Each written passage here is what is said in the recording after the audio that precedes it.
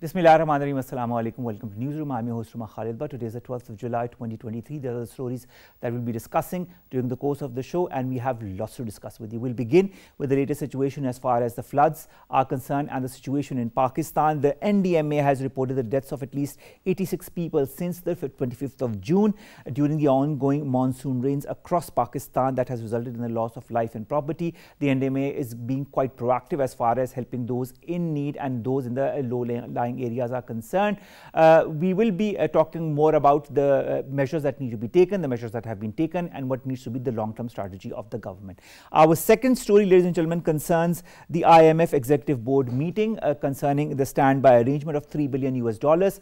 This meeting is being held today to finalize this $3 billion US standby arrangement. Our Prime Minister Shehbaz Sharif Saab has said that he's assured, and he also assured the people that this standby agreement will be finalized in today's meeting. The rupee has also inched closer to the dollar, as well as the bullish momentum that continues at the stock exchange. This is going to be our second story. Our third story concerns the NATO membership for Ukraine. The allies that have refused to give Ukraine a definite time, and although Zelensky says that it is in his favor that this could happen at any time, but there are certain assurances that need to be given by Ukraine in order to attain the membership of NATO. This is going to be our third story. Then we are going to talk about the Pakistan-led motion on religious hatred that has been approved by the 47-member United Nations Human Rights Commission. 28 countries voted in favor, 12 were against, 7 countries abstained. Next, we are going to talk about the Prime Minister of Pakistan, who has launched the Pakistan Education Endowment Fund worth 14 billion rupees, and also the reforms in the national curriculum that have also been announced today, making the youth the builders of our nation. And finally, we'll be talking about the prestigious Gandhara Symposium 2023 that has been going on since the 11th of this month. Today is the second day. It will go on till tomorrow, that is the 13th of July. This is all to revive not only the Gandhara civilization, the Buddhist heritage, but also promote cultural tourism. This is the lineup for today's show. Let's begin with our first story, ladies and gentlemen, that concerns the monsoons and the flood situation in Pakistan. More in the following report.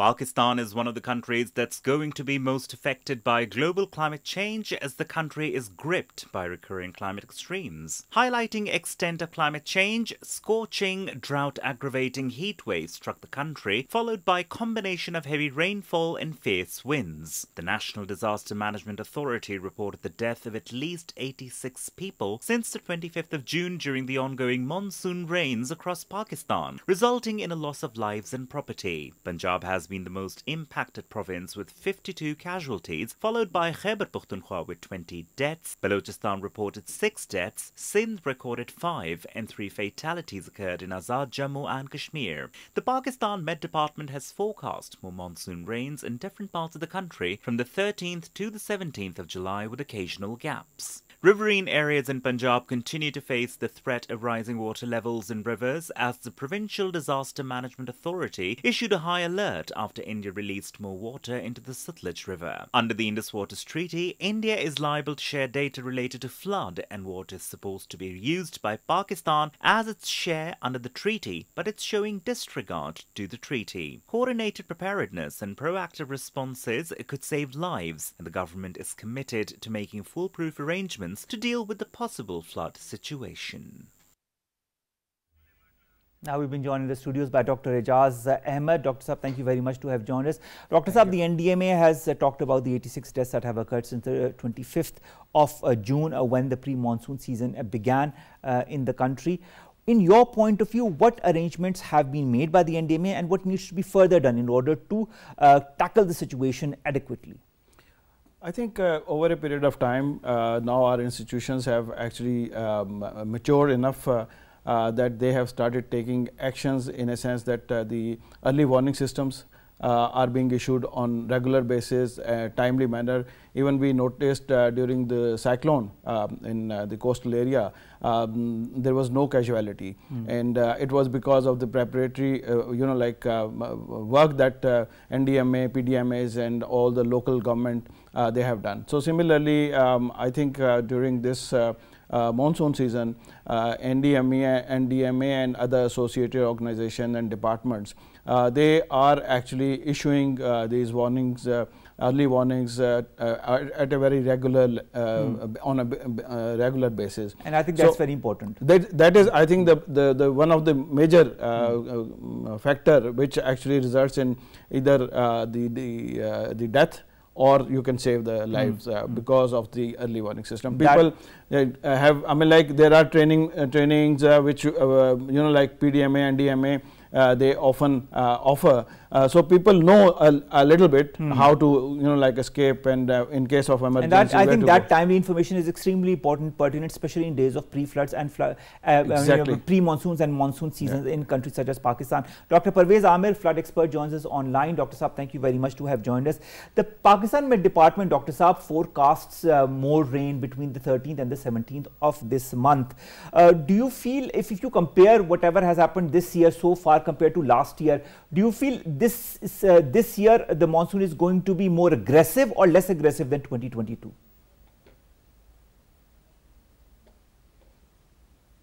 Less aggressive, as they say. What's happening is that both the Indian Meteorological Institution and PMD, they are saying that it's going to be a below normal year.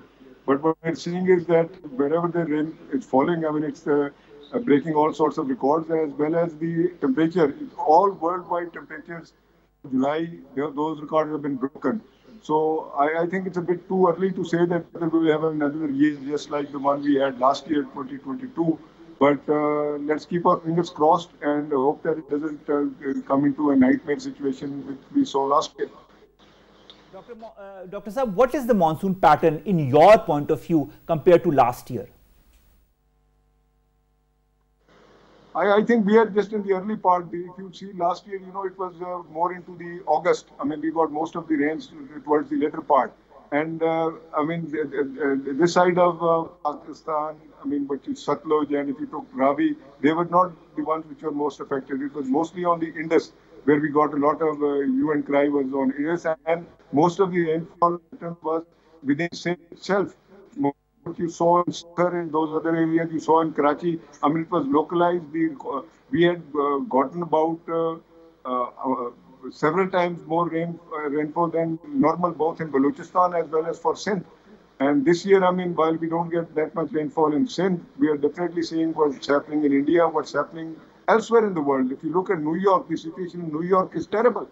So it's not a phenomenon which is only restricted to South Asia, it's a phenomenon which is worldwide, and primarily it's because of El Nino. That's the fact, the increase in the temperature of the oceanic temperature, that's rising, that's causing a lot of disturbance in the system. That's what is bringing in these very huge heat waves, and that's what's bringing some of these more aggressive type of monsoon rains which you're seeing. And this 13 to 17, my own feeling is that this will also be a fairly heavy spell. And this is not going to be the last one. You're going to continue to the middle of August. All right, so this is going to be a long monsoon, longer than what has been predicted. Dr. Ejaz, coming to you, riverine areas in Punjab continue to face this threat of rising water levels. PDMA has issued several warnings after India has released more water in the Sutlej River. It also released water in the Ravi River some time back. What options do you feel Pakistan has as far as this Indian attitude, or if I can call it the term water terrorism, is concerned? Well, although India is part of the territory, and then they also have signed many international agreements which actually does not allow them to do such practices. And this is not the first time that they have done it. They have been doing it whenever they feel that now the flood is going to harm their communities and their citizens. So it's very unfortunate that they commit that, okay, this is not going to happen in future, but it is a practice that they have been doing it. And I think the Satluj is one of the river which is controlled by India, and similarly Ravi also. So the people, the community are not very actually much aware about when the water will come, because they have not been informing the Pakistan government. So for them it is something sudden, like in the mountain area, sometimes it happens that a gush of water it comes, and similarly that is what happens in Satluj. People are not very much actually trained, and similarly, you know, like even early warning systems, if they are, that is given, they are not, you know, the practice is not very common for those communities. And I think this year, you know, it's a bit different in a sense, as Dr. Pervaiz mentioned, that the Indus is not yet actually active from that point of view. So let's hope that it is not going to, you know, like cause the problem as we faced last year. Last year we had, you know, like March, April and May, these were the hottest months which were not, you know, like recorded before.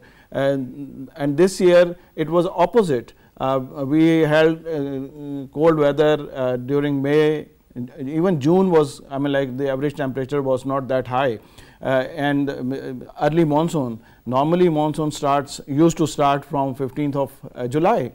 So we have not reached yet, but so much disaster has already been, you know, like, and casualties as well. But of course, as Dr. Pervaiz has also said, it seems as if this year the monsoons are going to be less aggressive compared to last year. Let's hope for that. And I think we are also more prepared compared to last year as to how to manage floods if and when they occur.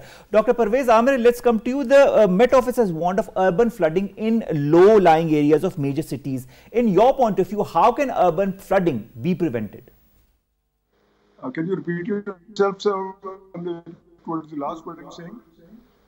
I was saying that the Met Office has predicted, you know, low-lying areas of major cities that are going to be flooded, especially in urban areas. How can urban flooding be avoided in your point of view? What measures need to be taken? I think, as Dr. Ejaz is saying, primarily it's the early warning part. I'd like to come in on two things. First of all, it's very easy to say that India is doing water terrorism. That's just a broad general statement. Look, India will store whatever water it can store. It will divert what it can divert on Satluj, and it diverts to the Indira Canal or towards Rajasthan. Any water which is excess of what it can store, the only place where that water will go is Pakistan. And always saying that India should let us know, I think that's a bit far-fetched. Pakistan has the capability, we have both the intellectual as well as the analytical capability to estimate how much rainfall is taking place in the Indian catchment. That data is available from NASA, it is available from the Indian Met Department. We should be able to put up a forward strategy over there. So that part has to be clear. Secondly, coming to the urban flooding, as you are asking, I think it's important, to know from the flood forecasting, look at the actual data. Don't look at only what the Indians are saying. They're saying that it's going to be releasing from Bakhra Dam, we are releasing from this area. That's one part. We should at least be sensible enough to look at the satellite and say that this is the amount of rainfall in that catchment, this is what's going to happen. And then use all our sources of relaying that information. I think NDM is doing a good job on that. The provincial departments are also doing a good job, but we want to turn this situation into an opportunity. We don't want to look at from the cost side that, oh, we're going to be clobbered by this extra water. We want to convert this to an opportunity. For me, it's a big opportunity. If I can get 3 million acre feet or 5 million acre feet of water, that means $5 billion US. I want to be able to put it to good use and put it to some storage somewhere, just like India does in the Rajasthan area. I want to have that water go into my Cholistan. I want it to go to my third parka. I don't want it to go to the system and then wait for it. So it's looking at the broad people who are whether they're in Kasur. That's the area where we want to make sure that for long-term strategy, we want to be careful on that. I think that's a very good point. We need to make good of any opportunity that comes our way and convert anything that is negative into positive, into opportunities for us. And I think what you've said is very well understood by all who are present here and also our audience. Thank you so very much, Dr. Pervaiz Ahmed, to have joined us. Coming to you, Dr. Ejaz, last question. Our Prime Minister has instructed authorities to make foolproof arrangements for handling a flood-like situation in Ravi, Chenab, Sutlej rivers. As these rivers swell, in your point of view, what could be the likely impact on our country? Well, I think as we just talk about the blessing, I mean, like, so I think this is a big resource, and ultimately we will be looking for water maybe after 3 months. And this is what happened exactly last year, that after August there was a period of drought. So we need to, I think, strategize and see how we can actually use this as an opportunity for the development of our agriculture, for the development of watershed, for the for storing, to increase the storing capacity. When I mean, like I would like to also mention here about the urban flooding. I think urban flooding is comparatively easy to manage and control. It is I think important to strategize the urban development process and see where we can actually change the whole scenario. In Islamabad, about 2 years ago, in 11, there was this disaster, and it was just because that we encroached into the waterways. So the water has its own way, and we should not actually play with it. I mean, like whether it is matter of a decade or maybe 20 years or whatever, the water is going to come and use that that path. So we should be very careful, like encroaching into these waterways. Otherwise, these disasters they are going to happen. All right. Finally, before we leave, what should be the contours of any comprehensive plan that could encompass climate adaptation or mitigation strategy in your point of view? If I have to ask you just a short question, 3 important points. There are already plans available. I think we need to see how to implement that. We need to build the capacity of our, relevant departments. We need to equip them with instrument, with equipment which are important in order to, tackle the situation.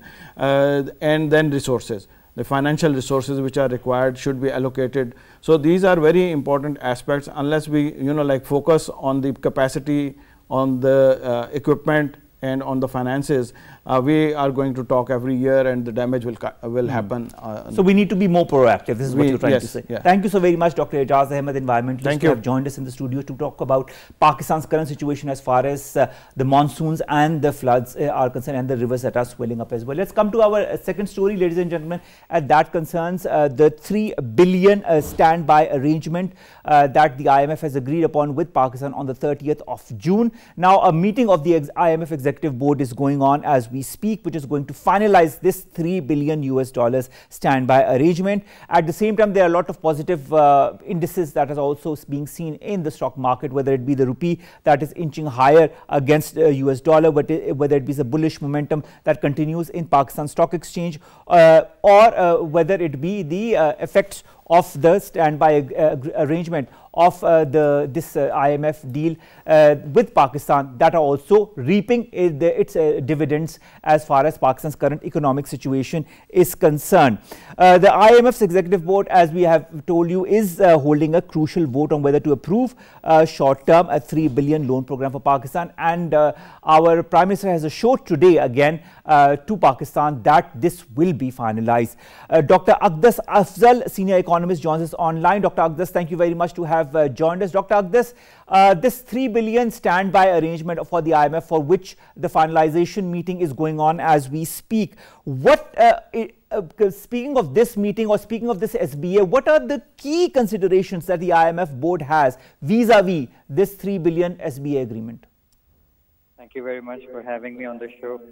I think a lot of people have been watching with a lot of interest what had been going on in the last couple of months vis-a-vis the Pakistani economy, negotiations with the IMF.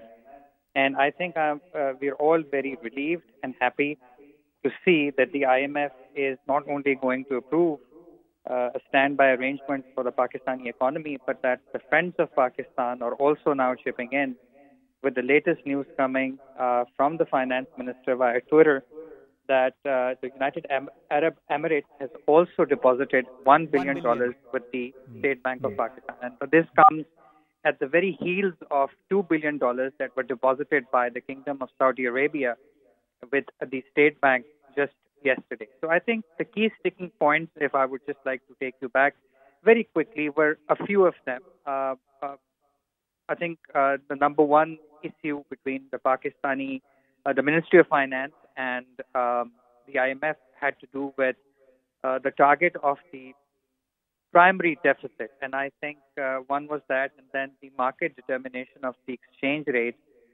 as well as ending untargeted subsidies. So I think due to successful negotiations between the Ministry of Finance and the IMF, there was a meeting of the minds. And in no small way, I think this was due to the policies adopted by the Ministry of Finance, especially in terms of compressing Pakistan's current account deficit. That was crucial in convincing the IMF as far as offering the standby arrangement was concerned. And I think the last-ditch economic diplomacy employed by the Prime Minister was also very important. So I think all in all, this was a team effort, and I'm very happy to see that these efforts are now finally bearing fruit. All right. Dr. Aqdas, I'd also like to point towards Fitch's rating, which has now rated Pakistan as CCC. Do you feel that, a lot of measures, a lot of things that are happening in Pakistan's favor, is it the beginning of the revival of Pakistani economy? Well, I think I would just take things as they come. I would not like to get too ahead of myself. I think the first things first, I think we have very successfully been able to avoid any danger of Pakistan potentially running into a default-like situation. I think it was a very far-fetched idea, but I think now this notion and this talk of Pakistan defaulting, I think this should be set aside. So I think that's number one. And I think number two, I think now is the time to really sit down and take stock of what were some of the mistakes that were made in the last 2 or 3 years. Why did we get into a situation where Pakistani economy was increasingly looking somewhat unstable? So I think now is the time to sit down and think, analyze what some of the mistakes have been done, and to focus on some of the very important key reforms that now have to be done, so that 9 months down the road, when Pakistan is probably again talking to the IMF, we are talking from a position of strength as opposed to talking from a position of weakness. I think that's a very important point, Dr. Aqdas. Now, you talk of, retrospection. I'd also like to understand, do you feel now is also the time to kickstart structural economic reforms when you see that the money is pouring in? We also know that $500 million from the ADB, $500 million from the World Bank, $3 billion from the IMF, and $2 billion and $1 billion from the KSA, from the Kingdom of Saudi Arabia and the UAE now have entered our, resources. Do you feel we now should also concentrate on structural economic reforms? Well, we should always concentrate on structural economic reforms, but I think now these few months until we have elections, or what the Prime Minister has just announced today, that this government the constitutional tenure of this government will end on August 14th, on Independence Day this year. And everybody is hoping, and they are forecasting that elections are going to follow soon after that, probably in the month of October or November. So I think this time it is not enough time to engage in serious, comprehensive structural reforms, because the type of reforms that we have to engage in on an immediate basis, for example, privatization, pensions reform, reducing the size of state machinery, and as well as improving Pakistan's public finance. And these are some very, very tough reforms to undertake, and I think only a democratically elected government that comes in with a solid mandate immediately after elections is going to be able to implement that. Now, having said this, I think it is crucially important that different political parties they reveal their economic reform agenda to the electorate. They share the roadmaps that they have prepared of putting Pakistan's economy on a sound footing, and they share with us different experts and players that they have in their team who are going to be able to implement these reforms. So I think this time period, from the end of the government, or actually from even right now till elections this year, I would like to see different political parties share with us with the electorate, people who are going to vote for them, their reforms agenda, a roadmap towards reform, as well as different players that they have in their team who are going to be able to implement these reforms. So I think this is how we should be using the next couple of months or 3 months until we have elections. And once elections take place, whichever political party is able to form government, that political party then should move ahead according to its reforms agenda and implement those reforms immediately after elections. All right. Also, I'd like to understand the Pakistani rupee has strengthened further against the US dollar. There's a appreciation of 0.39% in the interbank market. Also, there's a bullish trend on the Pakistan Stock Exchange. There has the KSE 100 index was up 400 points. In your point of view, will we be able to maintain this upward trajectory? Well, as far as Pakistan's economy fundamentals are concerned, they are looking good. They are looking, like I said, they're looking good. But then, those are the only things that we can control. There are a lot of things that are going on internationally, which also impact Pakistan's economy, as well as the movement of Pakistan Stock Exchange. There could be some geopolitical tensions. The U.S. Federal Reserve could again increase policy rate, and that would have a negative impact on the Pakistan's exchange rate as well as on some of the other indicators. So I think as far as Pakistan's economic and political situation goes, assuming that elections take place at the stipulated time, I am very hopeful about Pakistan's economy, at least for the next fiscal year.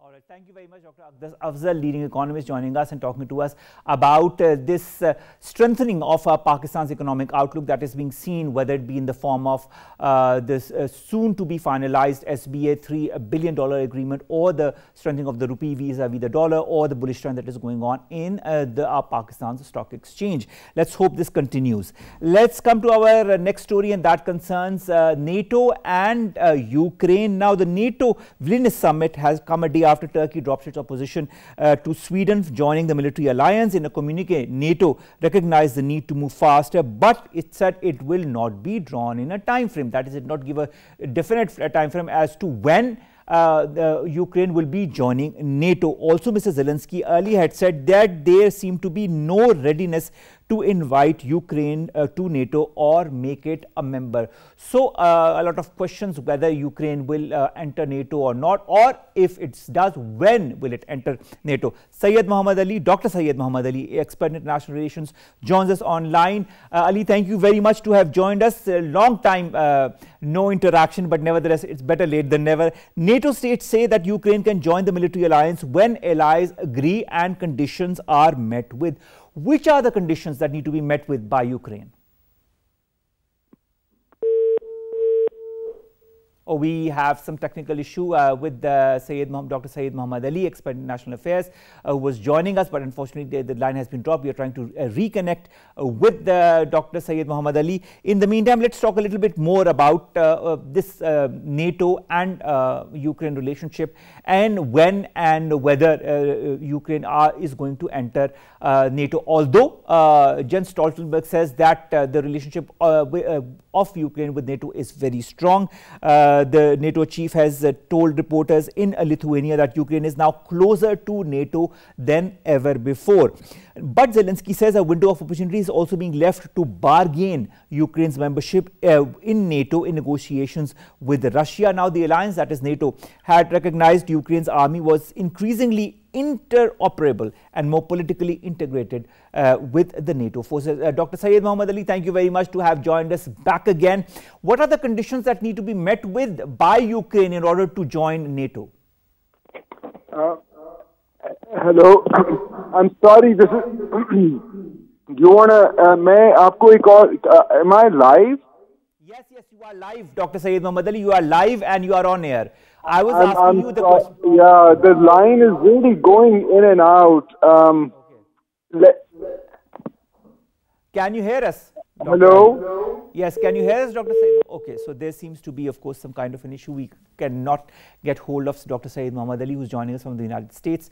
And we were trying to get hold of him to talk about the relationship that NATO and Ukraine enjoy. But currently, as no time frame has been given by the NATO alliance as to when the Ukraine will be joining NATO, there is a lot of question marks that emanate as to when that time frame or timeline will actually take place. Now, Mr. Zelensky has said that NATO will give Ukraine security. Ukraine will make the alliance stronger. Of course, he was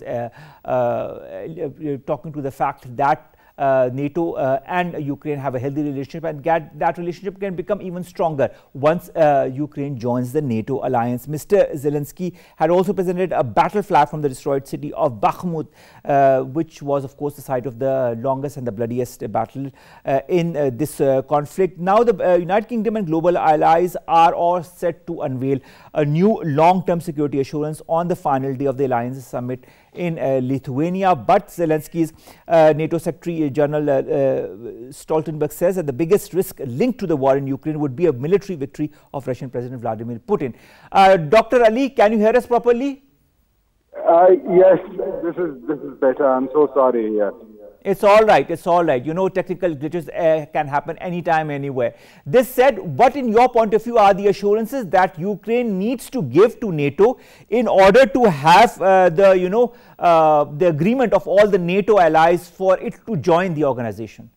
I think, frankly, there isn't a clear-cut, criteria based on which Ukraine's admission into NATO is to be accepted. I mean, the first attempt made was in 2008. I mean, that was kind of a wish-washy, invitation, if you will. I mean, if you recall, when the invasion of Ukraine about 18 months or so started, there was this entire debate that no, we weren't even thinking of really actually offering Ukraine, a seat in NATO, but subsequently, with this conflict, NATO, which had been called by senior analysts, European watchers as sort of being brain dead, has gotten a second life, right? And now we see Finland and Sweden joining it, and there is now certainly, there have been assurances given. I mean, if you look at sort of the posturing, the invitation of Ukraine to, in this hyphenated meeting with NATO. But I think that there will still be a lot of hesitancy to give a definite timeline and to set forth a clear-cut criteria, because the bottom line with NATO is that, I mean, if a country is a part of NATO, the pact implies that when one country is attacked, all of NATO has to stand up. And there will be a lot of hesitancy. There already is hesitancy, although, things like cluster bombs and all, and Ukraine F-16 fighters being trained, it's already sort of, at that threshold of support. But, I mean, of course, if any NATO country jumps into the fray, then we are looking at a much more potentially catastrophic conflict in Europe. All right, Dr. Ali, talking of this conflict and talking of, all the help that is being given by the NATO allies to Ukraine as well, what are the new commitments in the security domain that are in line or will be given now to Ukraine in the coming months? Well, recently we saw this discussion on, this kind of contentious discussion on provision of cluster bombs. Then from next month onwards, there is going to be training the F-16 pilots, right? So because I think the air defenses were an issue, and I mean the Zelensky had been demanding bolstering its sort of air power, and those trainings are supposed to come online next month, because it doesn't seem that Russia is thinking of backing away from this conflict anytime in the near future. Because if you look at the new sort of recruitment policy, if you will, in Russia, that has been, there's been some tinkering with it to, enable drafting people much more quickly. So it looks like Russia is also in for the long haul, in this conflict, and Putin, thinks of this as a sort of, as his own sort of neck on the line, if you will. And, we've seen in the past where authoritarian leaders, I mean, when power is snatched away from them, if you look at what happened to Saddam, if you look at what happened to Gaddafi, there is this now fear that if an autocratic leader, if he is, if there's an uprising from within Russia or if he's somehow deposed, I mean, there's already, he's been implicated in ICC, in the International Court, court. So for Putin, this is like a fight to the end, if you will. But Dr. Syed Mohammad, to be very frank, there are so many uncertainties. Dr. Ali, there are so many uncertainties. There are so many different angles, so many different questions that are left unanswered as to how this conflict is moving forward. What will be the ultimate outcome of this conflict, and how long drawn is this conflict, that we can only wait and see and observe as to how things are moving forward. But I hope some kind of a negotiated process comes along that ends this long drawn out conflict. Thank you so very much, Dr. Syed Mohammad, to have joined us all the way from the US, expert in international relations, talking to us about the situation of Ukraine entering or not entering the NATO alliance. Let's come to our next story that concerns the 47-member United Nations Human Rights Council that has approved a Pakistan-backed resolution on religious hatred in the wake of the burning of the Holy Quran in Sweden. We all know how Pakistan highlighted this, and it was on the invitation that the UN, that a lot of organizations got together. Now the UNHRC also got together, and it has now approved this resolution on religious hatred. There have been countries that have opposed it. There are countries who have abstained on it. 12 countries opposed it. These countries, of course, included the United Kingdom, the US, Belgium, Costa Rica, Chechnya, Finland, France, Germany, Lithuania, Luxembourg, Montenegro, and Romania. Whereas 7 countries abstained, and a lot of countries were in favor, voted in favor. 28 countries, including China, India, South Africa, Ukraine, voted in favor of this. Our foreign minister called upon the world to stand united against hatred, discrimination, intolerance, and promote mutual respect, understanding, and tolerance. That is the need of the day. Let's come to our next story, where Prime Minister Shehbaz Sharif Saab has launched Pakistan Education Endowment Fund that is worth 14 billion rupees, ladies and gentlemen, and reforms in the national curriculum in Islamabad today. He said a budget of 3 billion rupees has been earmarked this year for the endowment fund to equip the youth with education and make them builders of the nation. He also said that this budget will not go into the endowment fund this year, but directly to the youth in the form of scholarships. He also hoped that he wants to see this allocation of the Pakistan Education Endowment Fund increasing to 140 billion rupees in the next 10 years. Let's hope that happens. We are all behind such measures to be taken. Next, let's come to the Gandhara Symposium, this 3-day Gandhara Symposium that is happening as we speak, started yesterday. And of course, we had the President talking yesterday, as well as other important dignitaries as well talking on this occasion. The Minister of State, Chairman of the Pakistan Prime Minister's Task Force on Gandhara Tourism, Dr. Ramesh Kumar Vankwani, also talked on the day, and we also managed to talk to him yesterday as well. This is an important symposium that not only highlights the importance of the Gandhara civilization and the countries that have been associated with it, but also promotes what we call cultural tourism. And I think it's very important for Pakistan to promote as much of its the measures that it can in order to bring in people as tourists. And of course, the Gandhara civilization, being one of the oldest civilizations, is a hallmark as far as all those people who want to come from the different countries and see what Pakistan has to offer as far as ancient civilizations are concerned. Ladies and gentlemen, finally, I'd like to highlight an important incident. BBC Urdu took out a report in which they talked about a 42-year-old Rawalpindi resident who committed suicide after being harassed and threatened by representatives of digital lending apps. Now, we know a lot of people want loans, a lot of banks also allow it, but there are a lot of digital applications that are also available online that give you that loan. Now, this person, after losing his job, took a loan of 13,000 50,000 to pay his house rent, children's school fees, but within weeks he began receiving threats. And then he was said that his mobile phone data, including contact information, personal pictures and videos, will be leaked if he does not pay back this loan.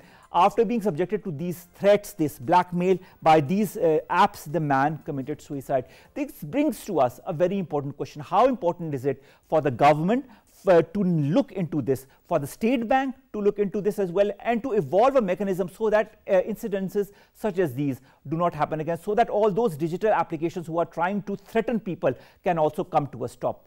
I'll let you think on that. With that, we come to an end of today's newsroom. We'll see you inshallah tomorrow with news story segments that pertain to us, you and Pakistan. Allah Hafiz.